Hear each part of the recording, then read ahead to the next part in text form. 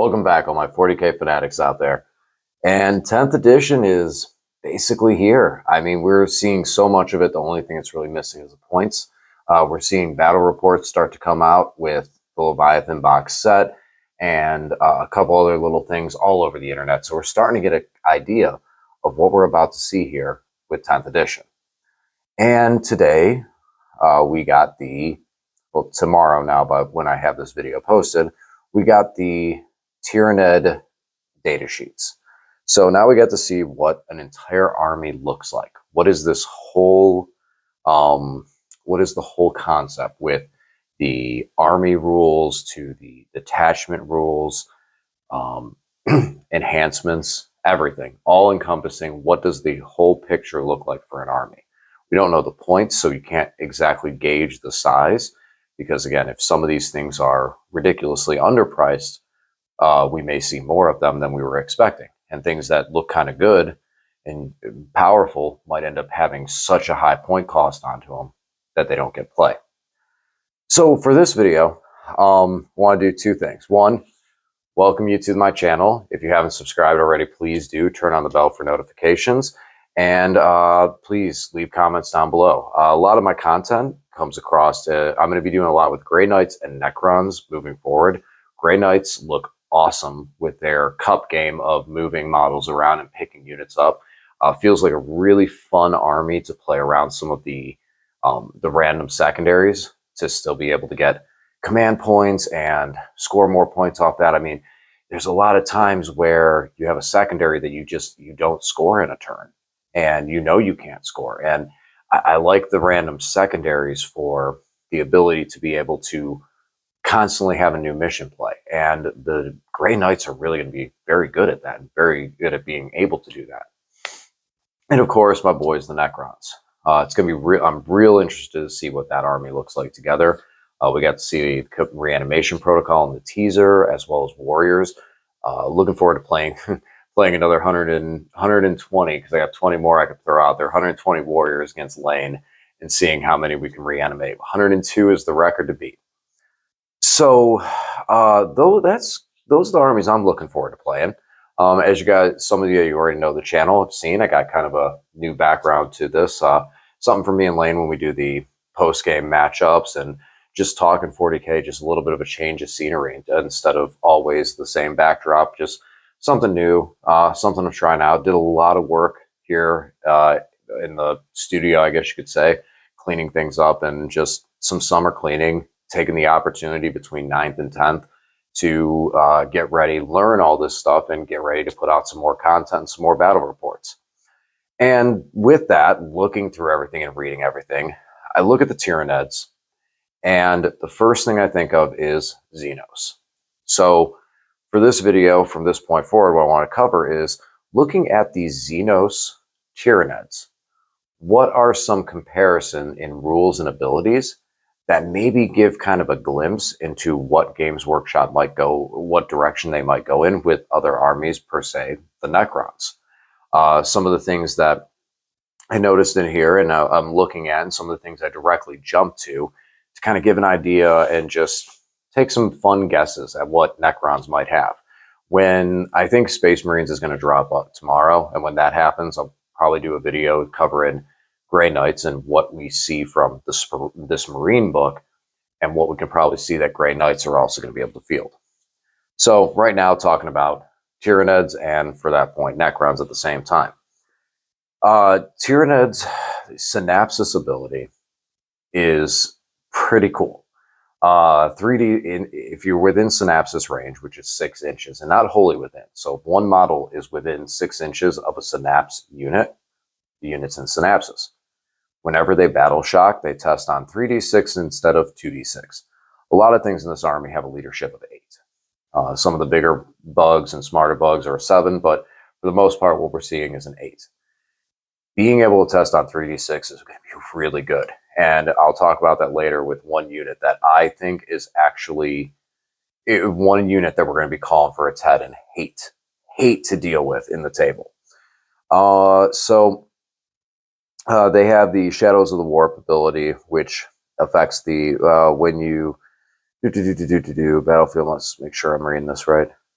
When units in your army ability in the battlefield, you can unleash Shadows of the Warp. When you do, each enemy unit on the battlefield must immediately take a battle shock test. So, once per game, boom. Every army on the every unit on the table in that command phase must take a battle shock. That is, that's hard to say how good that's actually going to be. Like, in one hand, it could be a trump card where you play this because it's done once per battle in either player's command phase. So you could throw this down and try and deny your opponent some points by dropping something to an OC0. That's pretty cool, but there is some abilities and buffs and things like that to make you pass a battle shock test or be able to auto pass a battle shock test. So how impactful that's going to be, we'll have to wait and see. Again, like looking at things like Synapsis, I mean, how late in the game are you going to burn that ability? And at that point, is it going to fully matter? Are those units going to be, are you going to be saying, oh, I'm just picking one unit and making it take a battle shock? Is that going to be different than a lot of the other weapons in the game that when they hit and do damage are causing battle shock right then and there on the spot? And you can do that multiple times over the course of the game. Like a gun, for example, Plague Burst Crawler.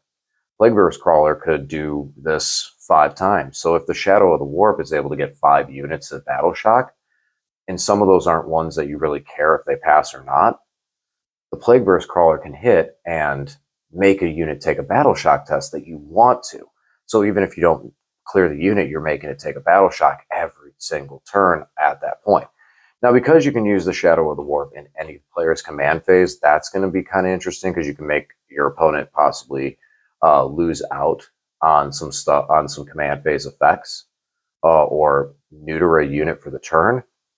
But kind of, I mean, it's taken that, it's one shot at it. Something like the Plague Burst Crawler, you can hit repeatedly until you finally get that failed battle shock out of, which might be more pertinent to the overall flow of the game. So we'll see. Not sure how I feel about Shadows of the Warp yet. I'll probably end up hating it. It'll probably be like the most brutal ability, and I'm completely off kilter. And I'm going to be like, oh my gosh, Shadows of the Warp. I don't want to see it again. High Fleet adaptations. These are kind of like doctrines, I guess you could say, where you're able to select these. Swarming gives you sustained 1 for infantry and swarm. Hyper aggression gives you lethal hits for monster vehicle units. Tyranid model with this hyper adaptation makes an attack on a monster or vehicle unit. So you get lethal hits against monsters or vehicles. And then the last one is precision for hive predators. What I like about this is there's a stratagem that functions. I'm not going to go through absolutely everything. There's a strat, because this is all downloadable and stuff like that. But the reason I wanted to go over the adaptation specifically was the hive predator one. This combined with, which one is it? What's the stratagem called? Not adrenal slashes, not rapid regression, synaptic insight. In select one hive adaptation until the end of the battle round, that hive adaptation is active for those selected units in addition to any other one being active. So that's one command point. And you can only use it on a unit that is your command point to your synapse range. So you select 2 Tyranid units that are within synapse range. And then you give those units Hive Predator, which is basic. Whenever you do a critical hit, you have precision. You can be able to pick the moment with that.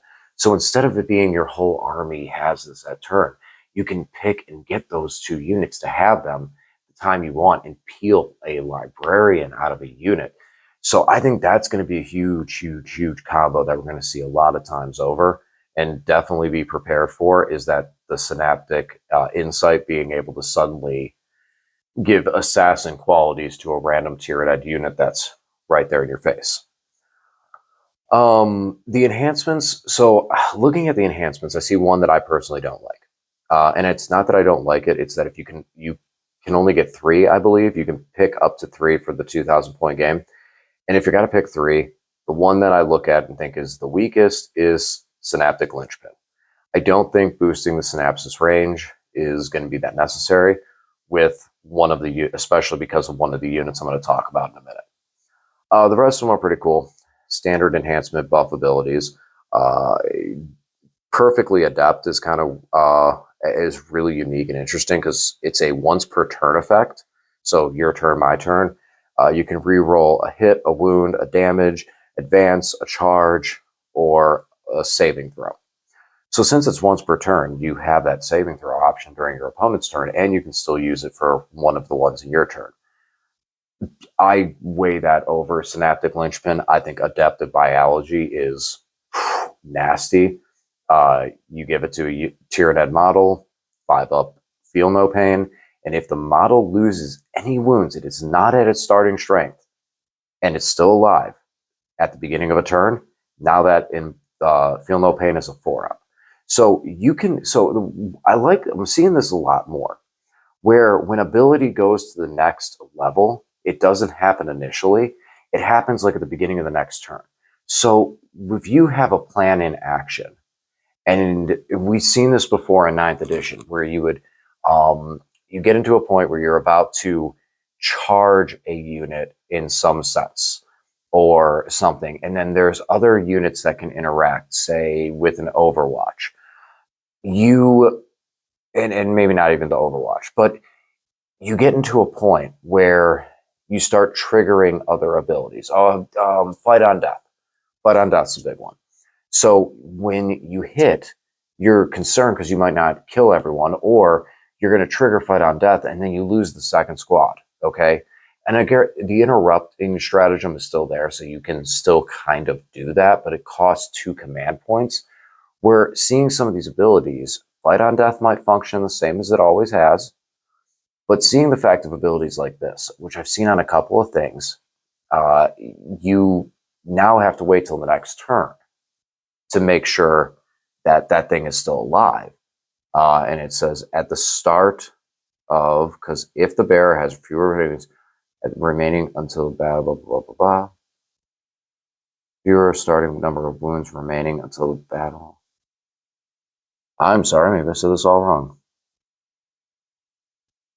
Okay, at the start of any turn. Sorry. At the start of any turn, if the bearer has fewer than start number wounds. So you have to wait till the start of any turn.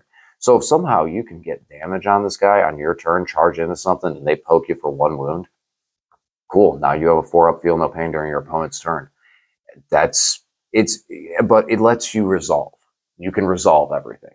So if you are at a point where you can shoot a Hive Tyrant and you have multiple units that can shoot at a Hive Tyrant, and you hit it one time, but you don't kill it, now when that next unit shoots, it still is firing into the 5-up feel no pain because that turn hasn't come. So I do like that. I am kind of a miss for 100% of examples, but I know that seeing that and feeling it with games I've played, I know that I've seen where it's like you're trying to decide which one is going to get you the most damage before some other stasis ability triggers or some other thing triggers to come into it. And now with these things, you at least get that turn to answer these things an opportunity before they go into a huge defensive mode. Moving into the data sheets. Okay, so Hive Tyrant. We got a Hive Tyrant with wings. He is not allowed to join any unit at all, so he's just him. 10 wounds and a toughness 9. So typical thing I'm seeing with a lot of these size creatures is T9. The regular Tyrant is a T10, already making me a liar right off rip. T10 with 10 wounds. He, however, can join the Tyrant Guard. All in all, pretty cool. There was nothing really like stuck out to me. You can zero out a CP, zero out a stratagem. Once per turn, friendly Tyranid model within 12 inches or more of this model. This ability can be targeted with a stratagem for 0 CP, even if another unit from your army has already been targeted with that stratagem this phase. That's interesting. One friendly unit within 12 inches of one or more models with this ability can be targeted with a stratagem for 0 CP, even if not. Oh, okay. So if you have a 0-cost stratagem, you can use it twice if the second unit is within 12 inches. So I'm not really sure offhand 100% what zero cost stratagems would be. So are we reducing the stratagems down to zero? And then that was allowing us to use that again? I'll have to look a little deeper into that. I think that's the only thing I can think of offhand, because I know there was a couple of units that could zero out the strats. So that might be where that triggers in. Huh, that's interesting. That's interesting. Sorry, I'll have to do more research in that one. Wasn't one of the prime ones I jumped at. I did jump to the Swarm Lord because I've always loved the Swarm Lord. So he's one that I can talk about a bit and not be so choppy. So the Swarm Lord, Hive Commander, so you're going to gain an extra CP. Okay, so there's your 1 CP you're generating. Cool. Once per battle, when an opponent uses a stratagem, when an opponent uses a stratagem, you can use this ability and you increase the stratagem's cost by 1 for the rest of the phase. What I'm thinking, and by the wording in here, you have to use it after the stratagem's been used. So to me, that means, especially with how low command points are, that's pretty brutal. Because someone goes, oh, okay, I'm going to do a CP reroll. You know what? No, you're not. That's going to cost 1 more command point. You only have 1. And so now you don't do it. And I think you lose the CP too. From the way this words, because you've already had to spend the command point to initially do the stratagem. So I think you lose the command points on that. He is an epic hero, obviously. He can join Tyrant Guard. Pretty cool. He's a blender for infantry, as would expect. In melee, he's not going to hit those monsters and vehicles really that well. He's a strength 9, so I mean, he's looking at 4s or maybe 5s to wound, 2s to hit. The twin linked ability is going to help. Twin link bone sabers, gotta love it. And I mean, that'll give him a little bit extra hit in there. Flat 3 damage. He's gonna take a big bite. He's gonna take a good sized bite out of a multi-wound, bigger, tougher vehicle or monstrous creature. He's going to take a bite. He's not going to take it down by himself. Not from full wounds. He's not going to do it. But he's reliable for a couple good hits on that thing, especially with the flat 3 damage. AP2, not the highest, not the worst. We've seen a lot of things drop in power.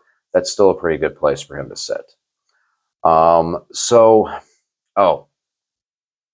This is one that I loved, and I just stumbled upon this accidentally, and I'm so happy that I stumbled upon to see this while I was scrolling through. Winged Tyranid Prime. There is one thing that I just love about him. First of all, whatever unit he is leading gets sustained hit 1. What great unit would be to give sustained hit 1 to? How about 20 gargoyles? So yes, I know that's probably not the best option. I don't care, because this is if we get points incrementally, I got Tyranids boxed away, and I seriously want to play just this. I want to run this because I think this would be so cool. All right. So the Tyranid Prime has leader, and he can join one of 3 units. Tyranid Warriors melee, Tyranid Warriors shooting, or gargoyles. All I'm picturing is like the Tyranid Prime as like a vampire, and the gargoyles are that swarm of bats that's flying around him. I love it. I love it. So there was a time where you could take a Hive Tyrant and a big brood of gargoyles to fly with it too. It was a formation. Fifth or seventh edition, I think it was a formation. That's pretty cool. That's pretty cool. That's a nasty little brick. I don't know how much damage it would do. It might just get chewed off the field, because anyone who's played gargoyles, they're so tough to move. They're just very wide models, and they stick together, so you're not going to hide them really well. It probably is just going to get shot off the table, but man, swarm of gargoyles flying around that dude, swarm of bats around the vampire, that's what I see, and I think that's really cool. Tyranid Prime ain't too bad. I mean, for what he is, he'll beat up some infantry real good, and we're still going to see a lot of infantry in this game. It's going to be impossible to get away from, and I'm glad for it, because there's a lot of infantry in this game. You need the units. You need to be able to cover and do stuff on the field with units that have a little bit of objective control, and be able to put, the objective control 2 and 3 and 4 and balance into a tank or something else there to be able to keep control of the objectives, as we see all these different other interactions with objectives that we have in the game, such as being able to move the objectives.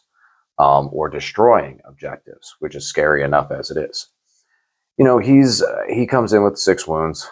He's got a 4-up save, toughness 5, so nothing too impressive there. 6 attacks in combat, hitting on 2s, strength 6, AP 1, 2 damage.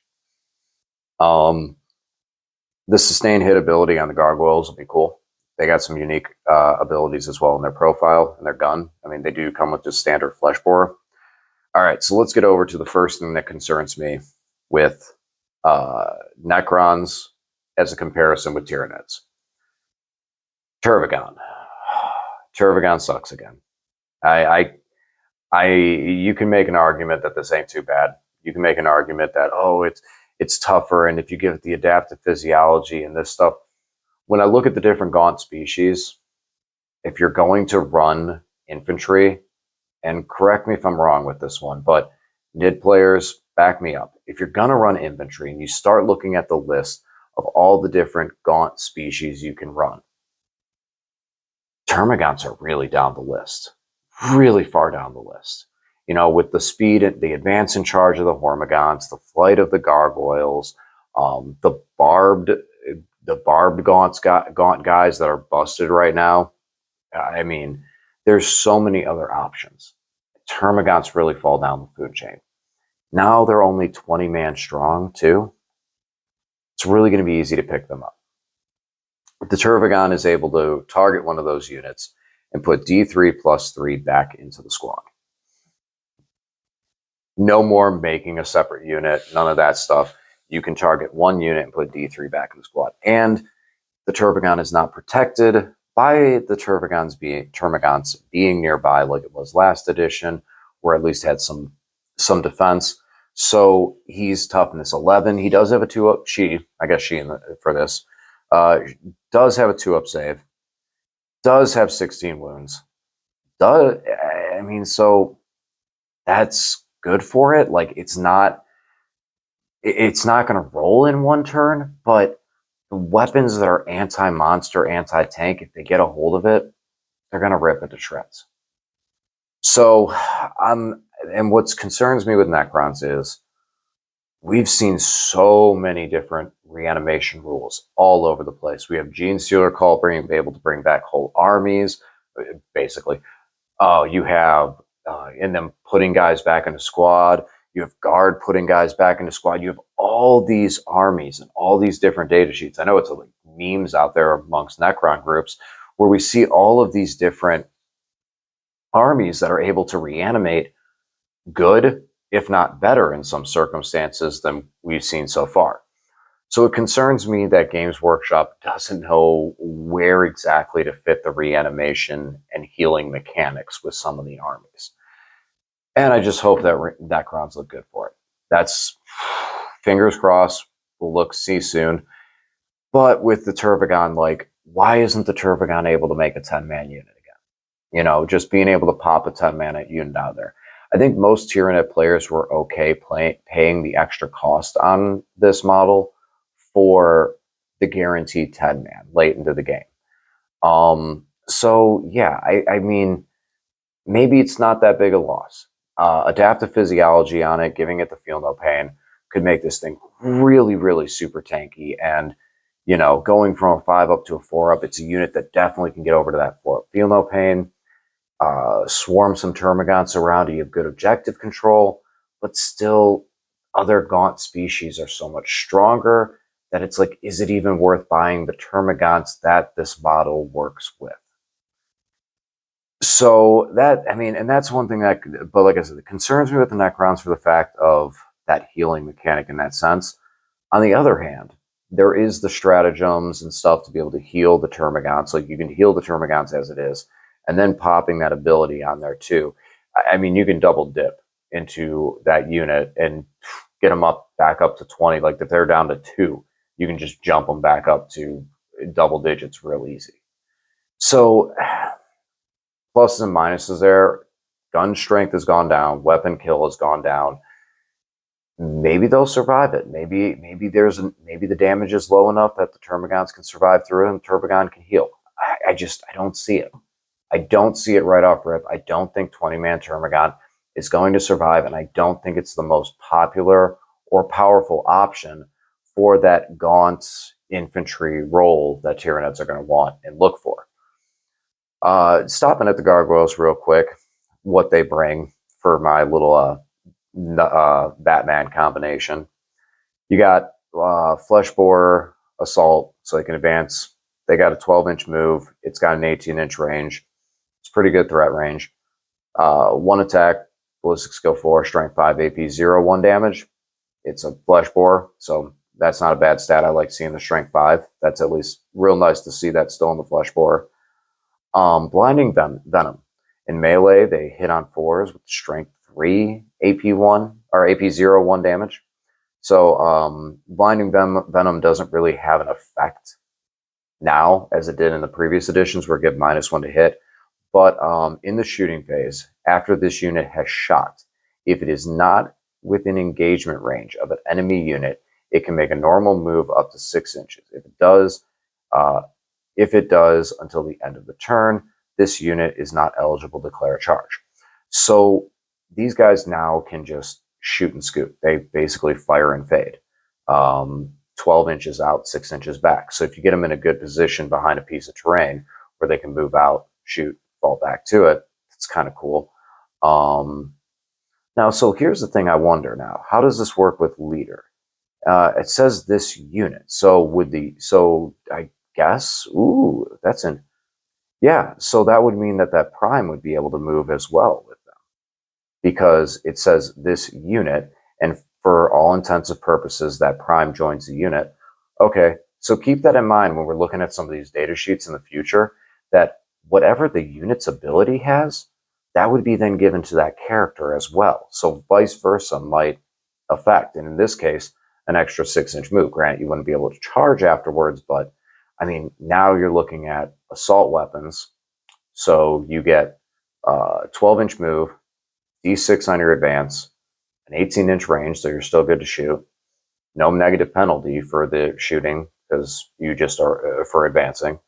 And then moving an additional 6 inches. So you're going to be moving this unit 18 inches plus D6. That's a good chunk of board. That can really get you on an objective. Oh boy, Tyrant Guard. Toughness 8. Toughness 8 on the Tyrant Guard. They went down to 4 wounds from 5 to 4. Toughness 8.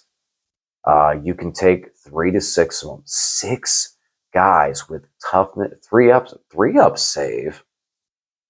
3-up save? Really? I didn't look at these guys before. 3-up save.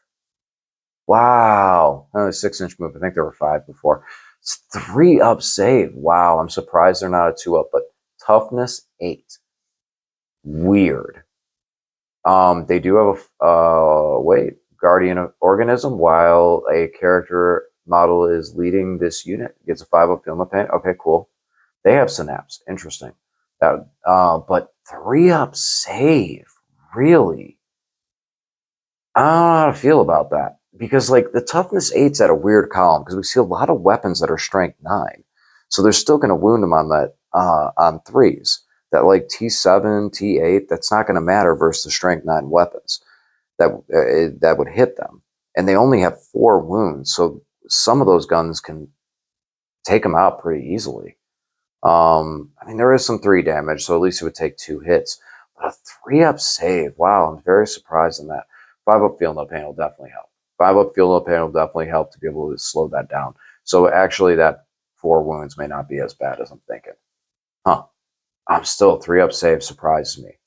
Neuro Tyrant is probably one of the coolest looking models in this release, in this edition. I love the little squid dudes on his side that I'm assuming you use those as tokens for the synaptic relay ability, which lets you, and that's basically what I feel like what you're taking them for is the synaptic relay ability to be able to give 2 units within 12 inches of this model, counting them as synapsis range. So units that are a little further out, you can target them, and I think that's what these guys are for, is to be your markers, because it actually says place synaptic relay token next to the unit you do this with.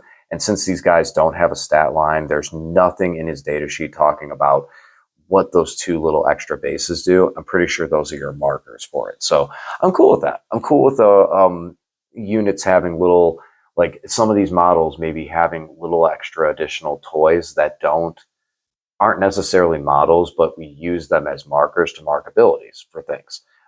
It's kind of a cool thing. I hope that that's a trend we see moving forward with units that are able to dish out abilities, that we get markers for some of those abilities. So I think it'd be kind of cool. Maybe some stuff for like AdMech, um, Necrons, obviously. I'm gonna say it, Necrons.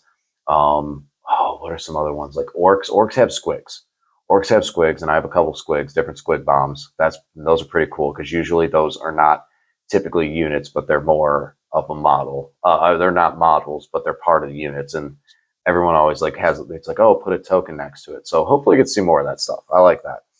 Oh man, he's really is a cool looking model. Really is a cool looking model. Shooting attack, meh. I mean, it's 2d6, it's torrent, it's psychic, it ignores cover. Strength 5, neg 1, 2 damage. He'll eat some Marines. He's not doing anything in combat. 6 attacks with no AP. Strength 5, though. Strength 5. He does hit on 3s. He's got that going for him. Only a 4-up save, T8, 9 wounds. Kind of squishy. 4-up invuln, though, so 4-up save, 4-up invuln for that all day. Gives -1 to battle shocks. If one or more Neurotyrants from your army are on the battlefield when you unleash your Shadow of the Warp. So you now do the Shadow of the Warp with a -1. So like I was saying before, here's kind of something that is good for it to help it, but still, it just doesn't. That Shadow of the Warp just doesn't feel reliable. I just don't feel like that's a reliable ability. Very, very. It's just something you kind of pop and maybe it helps your turn a little bit, I guess. Not being able to use stratagems on a unit or be able to pick up an objective easier. But even so, still not that reliable. Add 1 to the hit roll, and this is for the squad that it's leading. While this model is leading a unit, it adds 1 to the hit roll for the target unit. If the target is battle shocked, add 1 to the wound as well. Oh, so if you're attacking a unit, that is, and this is model makes an attack. So it's not even just melee, it can be shooting as well. And then if you use battle shock, you get to reroll or add 1 to the wound roll as well. Cool, kind of neat. Can only join 2 units though. The Neurogaunts and the Tyrant Guard. So you can't join Zoanthrope and Neurothrope, which is interesting, the Psyker not being able to do that. But he is a Tyrant, so he joins the Tyrant Guard. And then he can give them reroll hits of or +1 to hit, so that's kind of cool. Meh. I mean, I'd rather honestly strap a Swarm Lord into the Tyrant Guard. If I'm taking 6 Tyrant Guard, I'd rather strap, yeah, because I mean the extra command point and everything off that, pretty nasty. And putting it with Neurogaunts, that's no, just no. I mean, out of the box, that's the only thing he can join. Okay, but no. Looking at the Lictors still function kind of as they were before. They're lone operatives, so that gives me hope for things like the Hexmark. And those guys. Death Leaper, he's still around. Good to see him. Malceptor hits like a truck. But not as nasty as it was when it was Codex release. 14 wounds with a T11, 3-up save, 4-up invuln. So that's solid right there. Psychic Overload. It is Blast Psychic. So D6 +3, and then +1 for every 5 models in the unit. And 3 Ballistic Skill 3-up. Strength 10, -2/3 damage. Whew, that's a mean gun. That'll rip some infantry apart. So that's cool. He's looking solid. Pyrovores are back on the shelf. Pyrovores, unfortunately, do not have an attack profile. In your shooting phase, after this unit shoots, select one enemy unit that was hit by one or more of these attacks. So the next command phase, the unit cannot have the benefit of cover. It knocks cover off a unit. Okay, maybe they'll be cheap, and that's their role, is they can just walk up there by themselves and take cover away. Cover is going to be very, very easy to get in 10th edition, so having a unit that can knock it away with ease, okay. D6 plus 1 shot, strength 6, AP 1, 1 damage. So no dual profile for this thing. So if the unit is big, you're not getting any, you don't have any buff for that. You have 6 plus 1 shots, D6 plus 1 shots. It is twin link, so you're re-rolling the wounds. It is torrent, so you're automatically hitting, and it does ignore cover by itself. So it has a lot of buffs on that column, but it's D6 plus 1, and that's it. And that's it. So, and then when you go over to its combat profile, one of the things that was awesome about it in 9th is that it had a really good combat profile, was super tough, great wounds, awesome. Wounds drop down to 4. Toughness is a 6, which is nice. Only 2 attacks in combat, but a weapon skill 4, strength 5, no AP, 1 damage. Pyrovore, I honestly feel, is back on the shelf. Von Ryan's Leaper. So I didn't read over their entry yet. Well, I love that. Okay, so when I saw Von Ryan's Leapers, I immediately was like, wait a minute, that's that unit from, and it just triggered immediately, and I got all smiles. Back in the old codex days, the old paperback codexes, we got to see this biomorph tree of where these different biomorph units came from and what they're doing, and how they evolved and what they evolved from. And at one point, there was this thing, Von Ryan's Leapers, and it just had a question mark, I think, and never saw what they were. And here they are. Just when Games Workshop is adding units in the game, somebody went back in time and said, hey, remember this unit that we talked about, Von Ryan's Leapers? And here they are. To me, they're just kind of the midpoint between a Hormigaunt and a Warrior, kind of like a hybrid between that, feels like. They have a 10-inch move, same as a Hormigaunt. Strength 5, AP 1, 1 damage, meaner than a Hormigaunt. 3 wounds, similar to a Warrior. 4 up save, similar to a Warrior. T5. Noticing the trend. 6 up invuln. That's going to be nice. Pouncing Leap. You can target this unit with a heroic intervention stratagem for 0 CP, and can do so if you have already used the stratagem in a different unit this phase. So this one doesn't work with that the one ability that we looked at the Hive Tyrant earlier, because this one already lets you use it more than once. They have Fight First, Infiltrator, and Stealth. These guys are pretty cool. How many can you take in a unit? 3 to 6. Okay, so yeah, very, very similar a lot to Warriors in that respect. So they're going to be pretty cool. I think they're going to be pretty cool. I think we'll see a bit from them. What's their OC? 1. They're only OC 1, but yeah. Neurogaunts. Okay. I think, and I'm gonna make this call. This is going to be a unit that is going to be one of the first to get their points increased. Neurogaunts, I think, are one of the big values in this book. All right, or data sheets. So, what do we have here?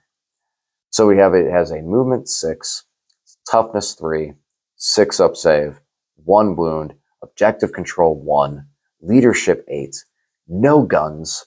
They have a weapon skill 4, 1 attack at strength 3, AP 0, 1 damage. While this unit is within synapsis range of your army, it has synapse keyword.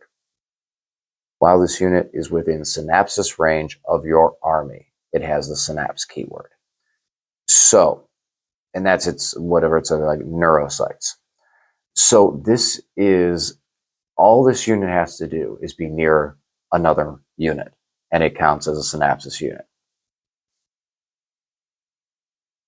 And, while this unit is in synapsis range, while this unit is in synapsis range, it has a synapsis keyword. So this is going to be an elongated link, I feel, for synapsis. These guys are going to be, it depends on how many points these guys cost. Because with how, if you have to take one Neurogaunt node beast, and then you take 10 Neurogaunts. If you take 20, you can take 2 of the Neurobeasts. The Neurobeast is basically just, as my buddies explained to me today, it's basically the equivalent of a sergeant. Because I was looking all over its rules. I'm like, what is this thing? What is this Neurobeast? Expecting to be like some 3-wound monster that actually can chew in combat, like a Crudox or something. No, it's just the sergeant type guy. So the unit isn't within synapsis range. It has synapse keyword. So it becomes a way of extending your synapses. And this goes back with synaptic linchpin and why I don't think that you need that when you have this type of unit. If these guys are like 5 points, you're looking at a 55-point unit that you put 6 inches away and cover in your backfield, and now your synapsis is linked out so much further. And everything underneath that is getting 3d6 on that battle shock.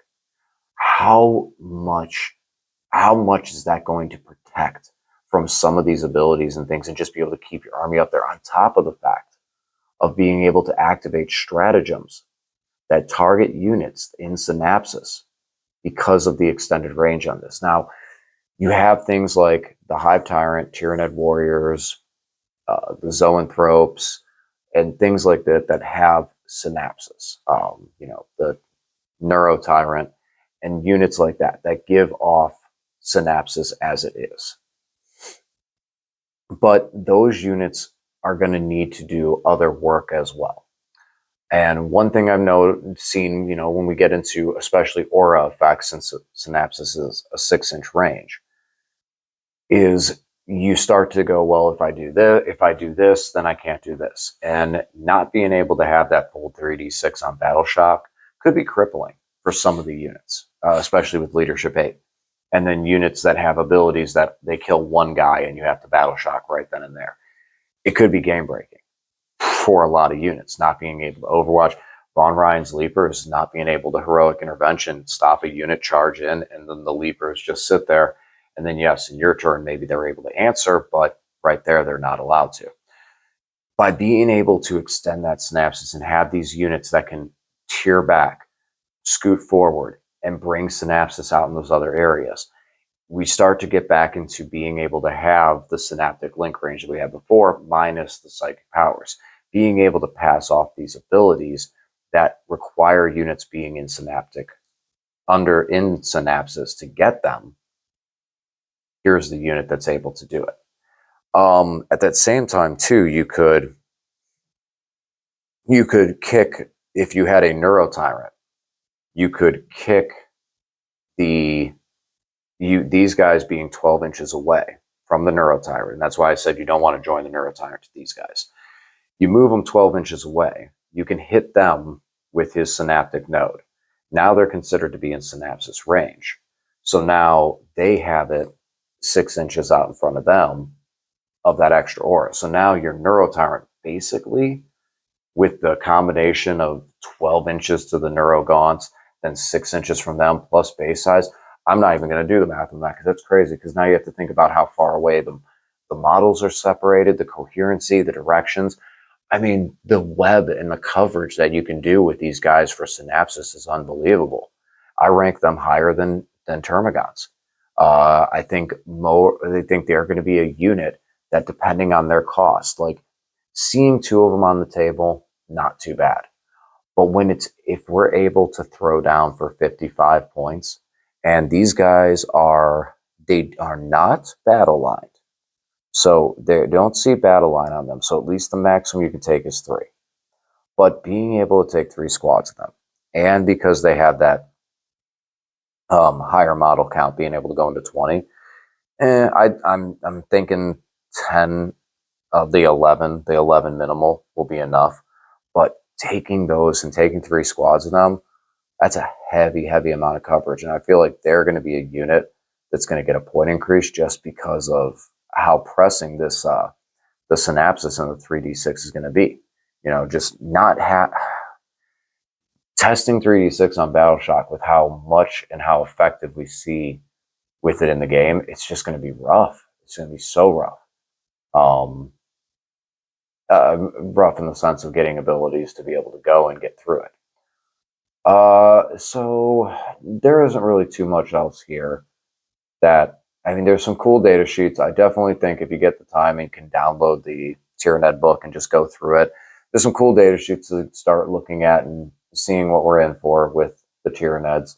I think it's going to be a fun army. Moloch's pretty cool. He pops up. He does anyone within 12 inches of him when he pops up takes, on a 2 through 4, they take D3 mortal wounds. On a 5 or better, they get 3. So a little bit easier to get the flat 3 with 5 or 6. And he causes them to take a battle shock. A lot of little effects like that, little battle shock hits like that. And we see those on many, many different units. But there is one, okay, so there's one last unit that I want to close out the video with. Makes me smile in a lot of columns. Quick surprise, Carnifexes went down to only 2 per unit. So you take 1 or 2 as a single choice for the Carnifexes. And the Screamer Killer is by itself. I had a couple of my friends that were hoping that it was going to be a unit because of what we've seen with Carnifexes, but the Screamer Killer is solo. R.I.P. Hiveguard. Rest in peace, Hiveguard. The Impaler Cannon, if I'm wrong on this one, someone will really have to show me what I'm wrong on, but the Impaler Cannon just does not look good at all. It's indirect, it's heavy, it's 4 shots, cool, ballistic skill 4, sit still for shooting for 3s, but you're firing indirect, so back to 4s. Strength 5, AP 1 damage. Yeah, Shockwave Cannon a little bit better. Anti-vehicle 2 up, so crit hits on 2s, so it's always wounding on vehicles on 2s. Flat 3 damage, AP 1, 2 shots. I mean, not terrible, but they have to be really, really cheap. And I don't think with their profile they can really be that cheap. Toughness 7, 4 wounds, and a 3-up save. And it's still looking like a 50-point model at least. So, Hiveguard, we only knew ye as one of the biggest banes of our existence when playing against Tyranids. So I'm actually not that sad. There's other Tyranid units I'd much rather see. All right. So the first thing that I did when I picked up the Tyranid data sheet and rolled through it was I scrolled straight to the bottom and I looked for this one unit, the Spore Cyst. Spore Cyst is one of the first things I want to check out for 2 reasons. One, I've always thought it was pretty cool. It's always done kind of unique, cool things. I know at the end of last edition, or not end of, just with Tyranid's last edition, Spore Cyst had some really awesome plays where it was able to just control the board and block stuff off. It was cool. I'm glad to see that it got some play. But the one thing was, it was a fortification, which fortifications, if you don't remember, needed to be placed 3 inches away from any terrain feature. This made placing fortifications very, very, very difficult. With this one, it could deploy outside your deployment zone. So it was a little bit easier. But, yeah, it's late here. Sorry, guys. But the thing with this is that now fortification's gone. This is a monster with a 0 move characteristic. Which, to me, I look at that and I see monster 0 wound. I go, the Convergence of Dominion is probably going to be a vehicle with a 0 move characteristic. Oh, and that was the biggest problem with the Convergence, was every time you bring it down, it had to be 3 inches away, or this or that, and then, or it didn't because it was an ability or that, and it was just unnecessary. Unnecessary rule interaction for something that could have been pretty cool, but just flopped. And then later into the edition, it just really flopped. Like, what the purpose of it was eliminated from the army, being able to do the command protocol stuff. And it was like, oh, but it gives a boost to leadership. But backgrounds are already leadership 10. So it just kind of diminished in effect. New edition, new model, new use. I'm excited to see what the Convergence can do. I for some reason, I love the Convergence of Dominion model. I have no idea why. It's a triangle rock. I mean, there's three of them. I don't know. Maybe I'm having some Zelda Triforce feelings around it, but I've always liked it. It was one that I picked it up and I bought it. I'm like, oh man, I'm going to get the Convergence. And I don't know why, except I was just sucked into, I want this to paint this. And it still needs a little more work on mine, but I'm looking forward to hopefully getting those guys back on the table. Seeing the Spore Cyst and it being a monster with a 0 move characteristic gives me hope. Seeing one of its guns also gives me hope. This is pretty cool. So the Spore Cyst has Spore Cyst Bioweapon Hive Defense. It's a 24-inch range, 5 shots, ballistic skill 4, strength 5, AP 1, 2 damage. So can punk some Marines. Pretty cool. All right, kill one Marine here, one Marine there. Now the thing is equipped with it has one Spore Cyst. So it only has one of these guns technically. However, it has the Hive Defense keyword. Hive Defense is an ability unique to this model, and it says each time an enemy unit is set up or ends its normal move, advance, or fallback move within range of this weapon, which is 24 inches. If the enemy unit is an eligible target, the bearer can shoot with this weapon at that unit as if it were the shooting phase. Then in parentheses, it finishes with the bearer can do so up to 4 times per phase. So this interrupts because it says each time an enemy unit sets up or ends its move. So it's once it does, so your opponent moves and they're there and you go, okay, I'm going to stop you. I'm going to take 5 shots at you. And then you shoot. Ballistic skill 4. Cool. No extra buffs to it. Sure. Just hitting on 4s with 5 shots. Maybe you get lucky and you punk a Marine. Then the next unit moves. Maybe you get lucky and you punk a Marine. You know how annoying it gets when you have 4 units that you're trying to move up the field and there's this thing that goes, I'm going to shoot at you. And I'm going to punk a Marine. I'm going to punk a Marine. And just pew, pew, pew, one guy out of a squad each time, just moving across the field. And the thing's got 24-inch range. That's not bad. You could probably get in range and charge it. But in early phases of the game, when you just move into range of getting shot at a little bit of this thing, it's still going to be back far enough that you're going to be dealing with other things. And it's just going to go, okay, my turn. Pew, shoot, and just go, this is fun. I like this Hive defense ability. I'm hoping that we see this on some other things. Because it's a sentry turret. So I'm definitely hoping we see this on a couple more things and different units having like interactions like that. Because we do have more interactions during our opponent's turn. And so I'm seeing, I like that sentry turret. I like the Hive defense ability on that. I'm hoping that the more of the fortifications get something similar. Barb gaunts. I would be remiss if I didn't talk about these guys. So barb gaunts are only 5 to 10. They're the smallest gaunt unit that you can take. They are not battle lines, so we're safe there. They have 24-inch range, heavy blast, but with D6 attacks, ballistic skill 4, strength 5, AP 0, 1 damage. But that's not the issue. The issue is their special ability. In the shooting phase, after this unit has shot, if an enemy infantry unit was hit by one or more of those attacks made by this unit's biocannon until the end of your opponent's next turn, that enemy unit is disrupted. While the unit is disrupted, subtract 2 from the move characteristic and subtract 2 from advance and charge rolls made for it. So theoretically, if you have a 5-man squad, you can select each guy to shoot at 5 different targets.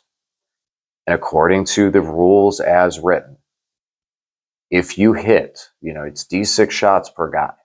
So even if you rolled 3, 4, 3, 4, 3, 4 on the 5 guys, just right across the board, right in the middle on that, as long as each one of those shots hits one time, all 5 of those units you hit, you didn't do any damage to them, but you hit them. And because you hit them, you subtract 2 from that move and the charge for 5 units off this one little squad of gaunts. A lot of people are reading this. That does seem a little over the top. That one does seem that's pretty brutal. If that's intended, that's going to be very problematic to get through. I feel like this is going to be one that's going to get an FAQ day of, where it's going to be one of the units hit by. Still very strong. Still very strong for being able to pick a unit and slow it down and control that unit, potentially. But to be able to do that across the board and just go, poof, 5 things all slow down, I don't feel like that's the direction Games Workshop's trying to go with the game entirely. And that is, I think that's just an oversight on it, and maybe just like a small typo where they intended it to be one unit. Because especially when you say, when you go down, when you read through the ability, it says that enemy unit is disrupted. I feel like that was their intention, was you're supposed to select one, and it just didn't get typed up that way, and maybe nobody initially caught it. That's what we're here for, to tell you guys when things didn't get caught. Maybe not. If not, that's going to be rough. That's going to be rough, and that's going to be why, because you can select multiple units with that one unit and hit them very, very, very hard. So that's my review and talk about some of the stuff that my first glance in the Tyranid Codex. Some of the things that I look forward to as far as Xenos and Necrons, as seeing, like, through my eyes as someone who isn't going to necessarily play Tyranids, what I see for what could show in Necrons, what are some of the units that I'm concerned with seeing, and some of the things I'm thinking about, okay, how do I get around these? What are we going to do about the Neurogaunts and their coverage for the Synapses? The ability to kick precision onto a unit and hit and potentially remove some of my more valuable units like Cryptex or Necron Lords that might be necessary into those units. How is the Convergence of Dominion going to look? That's what I'm real excited about. So that's what I see from Tyranids. Looks fun. It looks fun. I do have Nids. I would consider throwing them on the table to make a vampire. Definitely Tyranid Prime vampire. Yeah, vampire would be awesome. That's really about it. Like, not very impressed with the Carnifexes. I wouldn't mind throwing the Termagant down and seeing if I'm wrong, but I feel like the Termagants are that low on the totem pole. Hormagants are cool, very quick. One thing that I'm noticing now multiple times, and I'm really enjoying the units that are doing this. Grey Knights have it, and Tyranids have it now too. All the Tyranid warriors, all their weapons are gone. So they have bioweapons I'm sorry, not the shooting ones. Shooting ones are still there. Shooting guys, they still have Devourers, Deathspitters, Venom Cannons, all that stuff. The combat guys, all their close combat weapons are gone. Instead, it's just bio melee weapon, or whatever they may have called it, which means your guys with bone swords, rending claws, model your models the way you want to and the way they're going to look, because guess what? All the weapons are the same. And I've seen that for Grey Knights too, with the Nemesis weapons. The Nemesis Force weapons are all the same. I think that the hammers will probably be different and have an increased point values, just because the hammer is a iconic weapon for Grey Knights in the same way that it is for some other armies that use the Thunder Hammers and such, like Space Wolves. But the Grey Knights have their Demon Hammer. That's a very iconic weapon for them. So is the Halberd, but I feel like the Nemesis weapon category allows you to select how you want them kitted out for more modeling purposes than that. And the Demon Hammer is the more iconic relic of the weapon. I mean, Boldus runs with a hammer. Drago runs with a sword. Boldus runs with a hammer. So I like that. It means I don't have to break a whole bunch of Grey Knight guys. I'm very happy to not have to break a bunch of Grey Knights, and I can go, yay, Nemesis weapons. I don't necessarily know in Necrons I see anybody that's going to be like that. I feel like things like the Scorpex, they have two different weapons and will continue to have two different weapons. And you will just get them as the same way you purchase now out of the data sheet. That you can't purchase the big blades unless you have three models in the unit, then you get one for each. Same with the Ophidians. Um, Wraiths, I could see Wraiths just not having whip coils anymore and just having one set of profile. That might be actually one. But I don't. I think that's really it. Ooh, Tomb Blades. Tomb Blades have multiple guns. Do no, because it's Gauze and Gauze Blaster and Prodigal Beamer, so I could still see them being different weapon profiles on that. So yeah, I don't really. I think that's really about it, though. Everyone else looks like they probably will get their guns as they are. Gauze Flares, Gauze Reapers. Yeah, Marines. Just some of those armies, like the Grey Knights with their Nemesis weapons. Um, I don't think Custodes really. I'm trying to go through and think if there's anyone else like the Dark Angels, maybe some of the Dark Angel, Death Knight Terminators, maybe, or Death Knight Terminators, whatever they're called. Uh, yeah, I'm drawing a blank on anyone else. Maybe leave in the comment section if you think there's anyone else who's forgetting that their weapons are going to kind of just go uniform, and you're not going to have all those individual. Oh, I have three of this, three of that.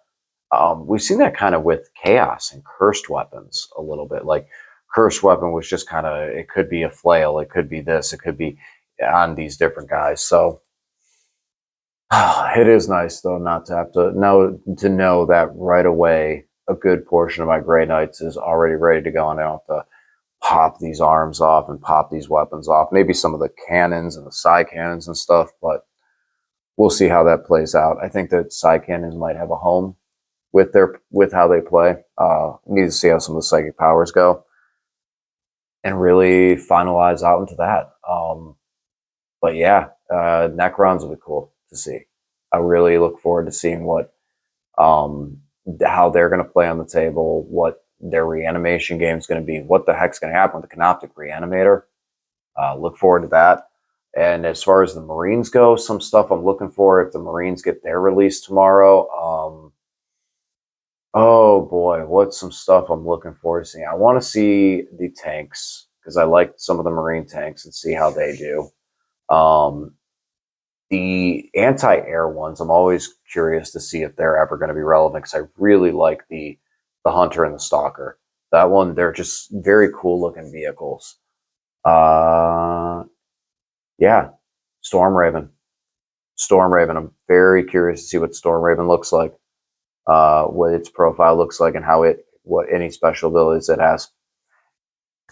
Guys, this is what I do most of my evenings. Ramble on in 40K about with random people, with not random people, a bunch of my friends and buddies. I'm gonna cut this video short as I'm starting to ramble off and just staring into the void, looking at the models and just thinking of all these things that I'm excited to hopefully get on the table. And I mean, definitely get on the table. Even if they don't work, there's going to be a whole bunch of models that I get to bring back on the table and try out and see what these things can do. What is and what's going to be effective. And while we're all figuring out, it's nice because even the ineffective things have a chance at being effective, even for just one game. Well, guys, I hope you enjoyed this. I hope you enjoyed hanging out. If you're at a work day or something like that and just needed something to listen to get through the day, and curious on what Tyranids are looking like. There's been a lot of videos out there and a lot of different perspectives. Glad I could give you mine, and hopefully you enjoyed. I'll talk to you guys again soon.